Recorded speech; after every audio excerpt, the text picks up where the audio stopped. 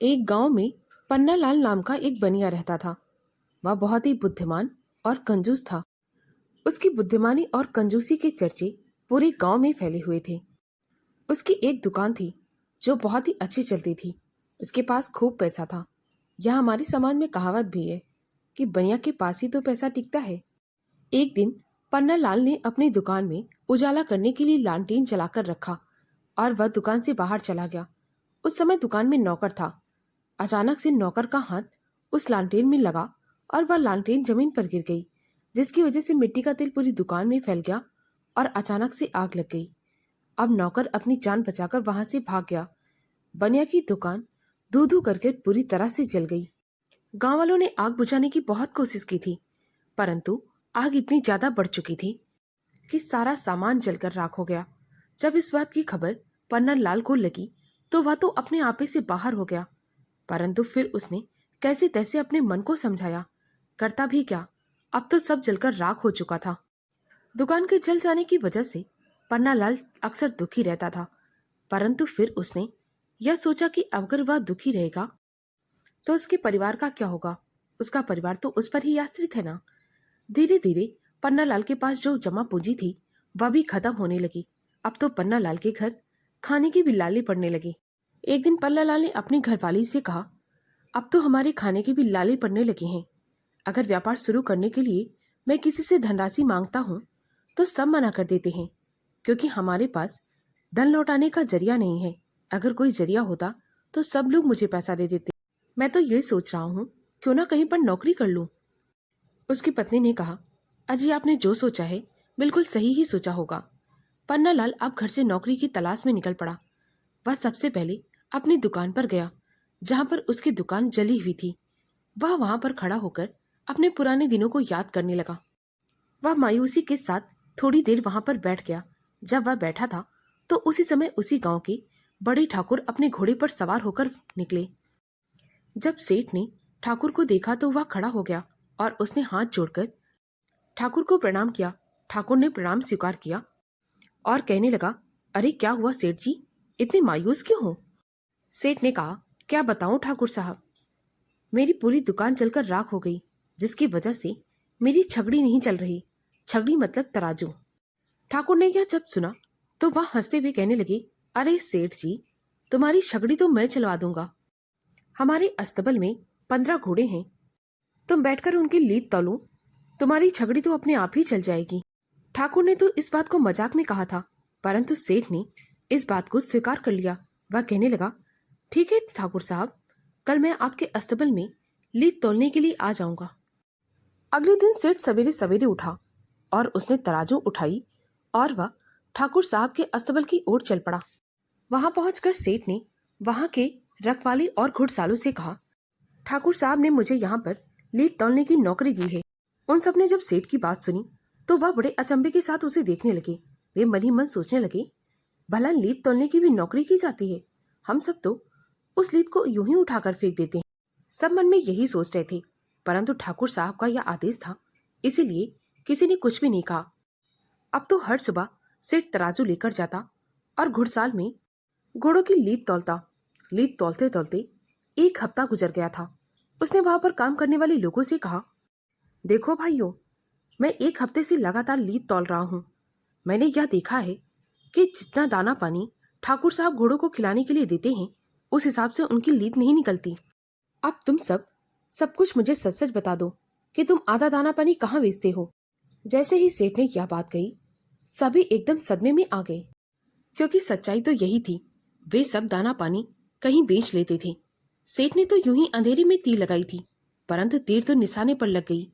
वे सभी सेठ के सामने हाथ जोड़कर खड़े हो गए और कहने लगे, सेठ जी हमें माफ कर दीजिए। हम सब मिलकर प्रत्येक व्यक्ति 20 रुपए का दाना हर माह बेचते हैं। अब हम सब ने क्या सोचा है कि हर माह हम सब आपको 5-5 रुपए देंगे, परंतु आप ठाकुर साहब से कुछ भी मत कहना। सेठ इस बात के लिए मान गया। अब तो हर महीने सेठ को 50 रुपए मिलते थे, क्योंकि उस घुड़साल में 10 लोग काम करते थे। उस जमाने में 50 रुपए की बहुत कीमत होती थी। सेठ की तो चांदी कटने लगी। पन्नालाल घोड़ों की लीद को फेंकने नहीं देता था, वह एक जगह पर इकट्ठा करता था। एक दिन उसे पता चला कि पास के गांव का सेठ लीद खरीदने के लिए आ रहा है, क्योंकि वह लीद का प्रयोग खाद के रूप में करने वाला है। पन्नालाल सेठ ने उस सेठ से बात किया और लीद को अच्छे दामों में बेच दिया। अब तो सेठ पन्नालाल को डबल मुनाफा होने लगा था। कुछ ही दिनों में उसने खूब सारा धन इकट्ठा कर लिया और फिर उसने धीरे धीरे अपनी दुकान भी बनानी शुरू कर दी। और फिर पन्नालाल ने अपनी दुकान फिर से शुरू कर दी। भगवान की महिमा तो देखो, उसकी दुकान फिर से अच्छी चलने लगी। अब पन्नालाल अपनी दुकान भी संभालता और उधर घोड़ों की लीद भी तौलता। दोनों तरफ से उसकी खूब कमाई हो रही थी। धीरे धीरे उसके घर में अब सब कुछ हो गया, किसी भी चीज की कोई कमी ना रही। पन्नालाल फिर से धनवान हो गया। एक दिन जब सेठ पन्नालाल अपनी दुकान पर बैठा हुआ था, तभी वहां का ठाकुर फिर से उधर से गुजरा।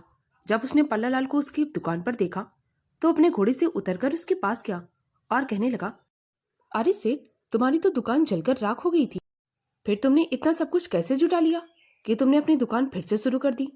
इस पर सेठ ने कहा, अरे हुजूर, इसमें आपकी ही तो मेहरबानी है, सब कुछ आपकी वजह से ही हुआ है। ठाकुर यह सब सुनकर आश्चर्य में पड़ गया। उसे तो यह भी नहीं पता था कि उसने मजाक में जो घोड़ों की लीद तोलने वाली बात कही थी, सेठ ने उसे सच मान लिया था और वह उसके अस्तबल में लीद तौलता था। बात यह थी कि ठाकुर के पास इतना धन था कि वह कहीं इधर उधर देखता ही नहीं था। उसके नौकर क्या कर रहे हैं, उसके आसपास क्या काम हो रहा है, वह किसी चीज पर ध्यान नहीं देता था। आज तक वह अपने अस्तबल गया ही नहीं था। उसे जिस घोड़े की जरूरत होती थी वह अपने नौकरों से मंगा लेता था। इसीलिए उसे यह नहीं पता था कि सेठ उसके यहाँ पर घोड़ों की लीद तौलता था।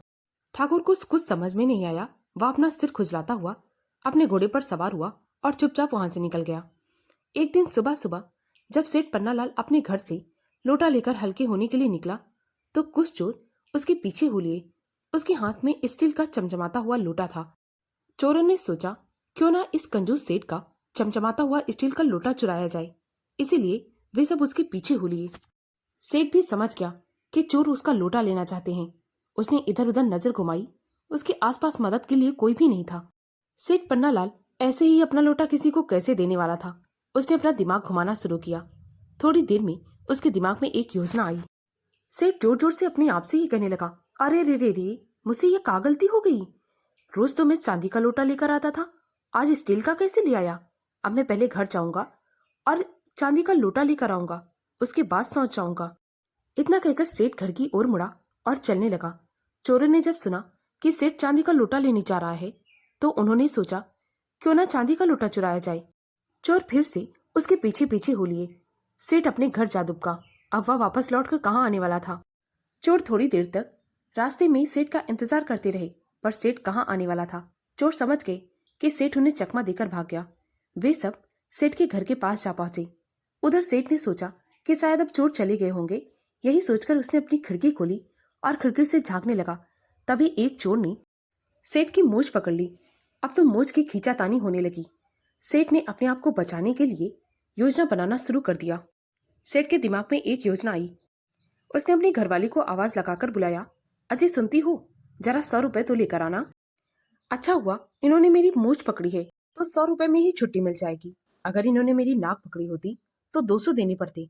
जैसे ही चोर ने यह सुना तो उसने सोचा, 100 के भले हम 200 लेंगे। उसने तुरंत सेठ की मूंछ छोड़ दी और नाक पकड़ने की कोशिश की। तब तक तो सेठ ने अपना मुंह पीछे कर लिया था। उसने चोरों के मुंह पर खिड़की बंद कर दी और अपने नौकरों को इशारा किया। नौकरों ने चोरों को पकड़ लिया और उन्हें खूब पीटा। सेठ ने कहा, अरे मूर्खों, तुम्हें यह भी समझ में न आया, मैंने तुम्हें 1 रुपए का लोटा न दिया तो 200 रुपए दूंगा। अरे ये माया मैंने ऐसे ही नहीं कमाई, घोड़ों की लीद तोल तोल कर कमाई है। तुम्हें क्या लगता है इसे मैं ऐसे ही जाने दूंगा।